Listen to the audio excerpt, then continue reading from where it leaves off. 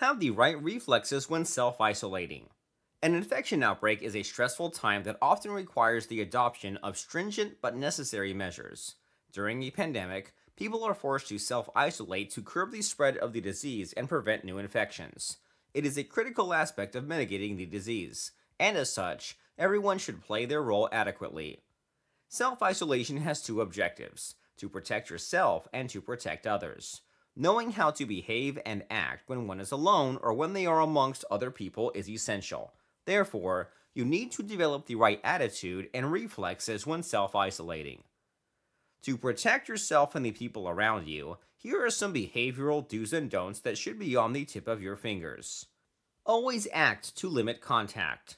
Self isolation limits contact with other people, save for those with whom you are in self isolation.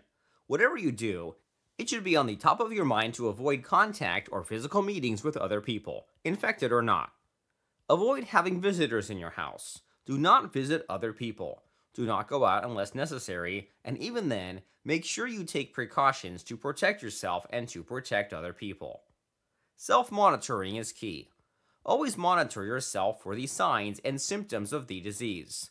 These signs can be early symptoms of the disease or symptoms of the infection worsening. Use a reliable source to educate yourself on the signs and symptoms to consider. Hygiene, sanitation, and more hygiene. Being in self-isolation does not mean that you do not have to follow the hygiene recommendations issued by the health authorities. Continue to practice personal hygiene and surface sanitation when you are in self-isolation. Make it a point to disinfect all surfaces and points of frequent contact after each use, especially if you are living with other people. Think of vulnerable individuals. Whatever you do during self-isolation, always think of vulnerable individuals around you. Susceptible groups include people at the extreme ends of age and people suffering from chronic and pre-existing conditions like diabetes, asthma, etc. Think of these people and try to put them first in everything you do during self-isolation, whether diagnosed with the infection or not. Seek help when needed. You should not hesitate to ask your healthcare provider for help if you have any problem or you are not sure about something. Self-isolation does not mean you should figure things out on your own. If you develop a symptom, before you decide to self-medicate, ask someone else with authority and knowledge for advice and confirmation. Stay informed. Make it a habit to always stay informed.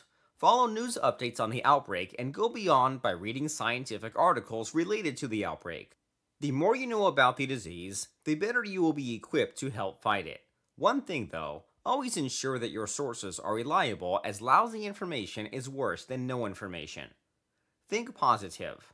While it is essential to stay informed about the progress of the pandemic, you should not let the news of growing number of cases or even deaths impact you negatively. Remember that bad news always sells very well. Do not get in their game. Be informed, but do not be influenced by what you hear. Always keep a positive outlook on things and find ways to distract yourself. Get fit.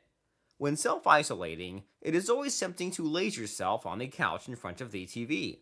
While this may be fine for the first days, remember that self-isolation could last for a few weeks. So, keeping fit physically will not only help your body, but also your state of mind. Do some stretching exercise or some light exercise. There are ample of fitness programs available online with varying degrees of difficulty.